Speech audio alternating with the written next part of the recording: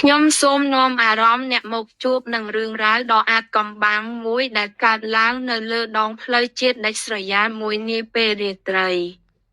រឿងអ្នកដំណើរម៉ោង3ទៀបភ្លឺរតនាគឺជាអ្នកបើកបរឡានដឹកទំនិញពេលយប់ម្នាក់គាត់មានបទពិសោធន៍បើកបរឆ្លងកាត់ខេត្តជាច្រើនឆ្នាំមកហើយដូច្នេះគាត់មិនសូវជាចេះខ្លាចរឿងខ្មោចព្រាយបិសាចប៉ុន្មានទេភារកិច្ចរបស់គាត់គឺត្រូវដឹកអីវ៉ាន់ពីភ្នំពេញទៅកាន់ខេត្តបាត់ដំបងឲ្យទាន់ម៉ោង6ព្រឹកយប់នោះម៉ោងប្រហែលជា3ទៀបភ្លឺឡានរបស់រតនាកំពុងតែបរោនៅលើដងផ្លូវជាតិមួយខ្សែដែលសងខាងផ្លូវសុទ្ធតែជាព្រៃរបោះនិងវាលស្រែធំល្វឹងល្វើយមេឃចុះអប់ត្រជាក់ខ្លាំងរហូតធ្វើឲ្យពន្លឺចិញ្ចើមផ្លូវមើលសឹងតែមិនចង់ឃើញខណៈពេលដែលកំពុងតែបើកបរទាំងភ្នែករឹតៗចង់ងងុយដេកស្រាប់តែពន្លឺឡានដ៏ខ្លាំងរបស់គាត់បានជះទៅចំស្រមោលមនុស្សម្នាក់កំពុងឈរលើកដៃសុំឡានជិះនៅចិញ្ចើមផ្លូវខាងមុខរតនាជាន់ហ្វ្រាំងឡានយឺតរួយអាចក្បាលតាមបង្អួចមើលគឺជានារីម្នាក់ស្លៀកពាក់រ៉ូបពណ៌សាវិញសក់វិញធ្លាក់រញ៉េរញ៉ៃបិទបាំងមុខជិតនាងឈរកាន់ការបបយូរតូចមួយទាំងខ្លួនញ័រទៅត្រូវព្រោះតែភាពត្រជាក់អូនស្រីយប់ជ្រៅប្លែកអញ្ចឹងមិនក៏មកឈរម្នាក់ឯងនៅទីនេះចង់ទៅណាដែររតនាស្រែកសួរដោយក្តីអាណិត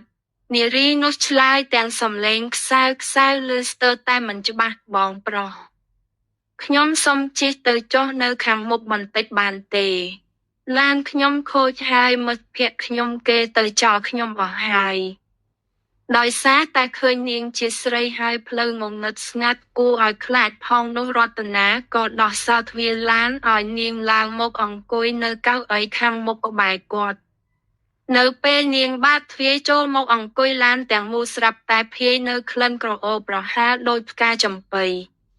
ប៉ុន្តែវាជាក្លិនក្រអូបដែលត្រជាក់ស្រេបគួរឲ្យព្រឺក្បាលប្លែកពេញមួយផ្លូវនារីនោះមិននិយាយស្ដីអ្វីទាំងអស់នាងអង្គុយអោនមុខចុះសក់វែងបាំងមុខជិតរហូតមើលមិនឃើញទម្រង់មុខឡើយរតនាព្យាយាមជជែកលេងដើម្បីកុំឲ្យងងុយដេកផ្ទះប្អូនស្រីនៅឯណាដែរហើយចុះរងាទេខ្ញុំជួយបន្ថយកម្ដៅម៉ាស៊ីនត្រជាក់ឲ្យ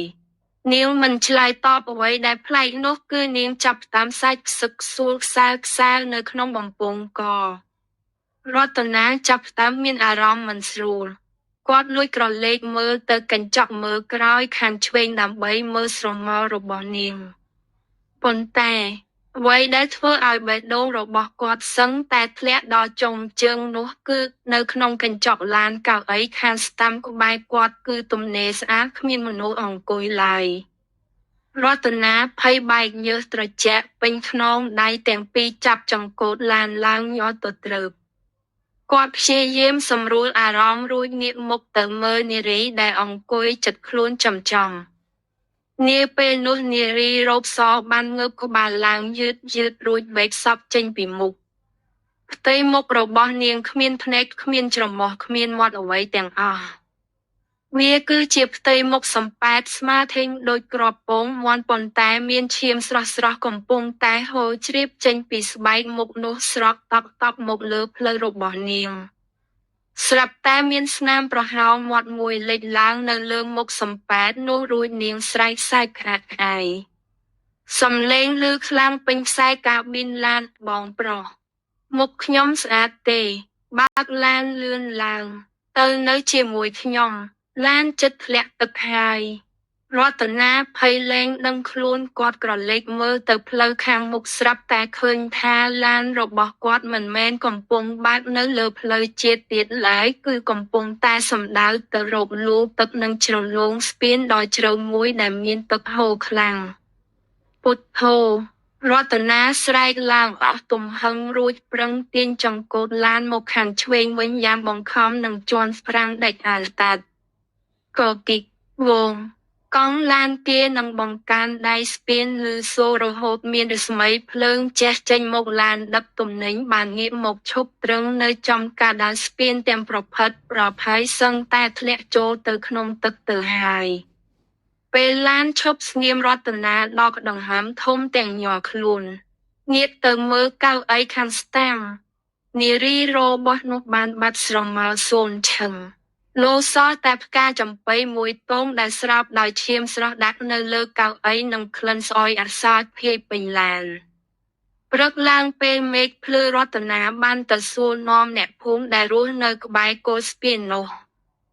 ពួកគេបានប្រាប់ថាកាលពីឆ្នាំមុនមាននារីម្នាក់ត្រូវឡានបុកស្លាប់យ៉ាងអនាចអាធមនៅចំកន្លែងដែលរតនាបានជួបនាងនោះឯងមុខរបស់នាងត្រូវកិនបែកខ្ទេចមើលមិនស្គាល់ហើយវិញ្ញាណក្ខន្ធនាងមិនទៅណាឡើយតែងតែដើរហៅឡានយប់ជ្រៅដើម្បីរកអ្នកទៅនៅកំដរជារៀងរាល់ខែចាប់តាំងពីយប់នោះមករតនាលែងហ៊ានបើកបរឡានឆ្លងកាត់ផ្លូវនោះនៅចន្លោះម៉ោង3ទៀបភ្លឺទៀតហើយរាល់ពេលបើកបរយប់ជ្រៅគាត់តែងតែព្យួររូបព្រះនិងបាត់ធោះស្តាប់តាមឡានជានិច្ចដើម្បីការពារខ្លួនពីព្រលឹងអរូបីទាំងឡាយ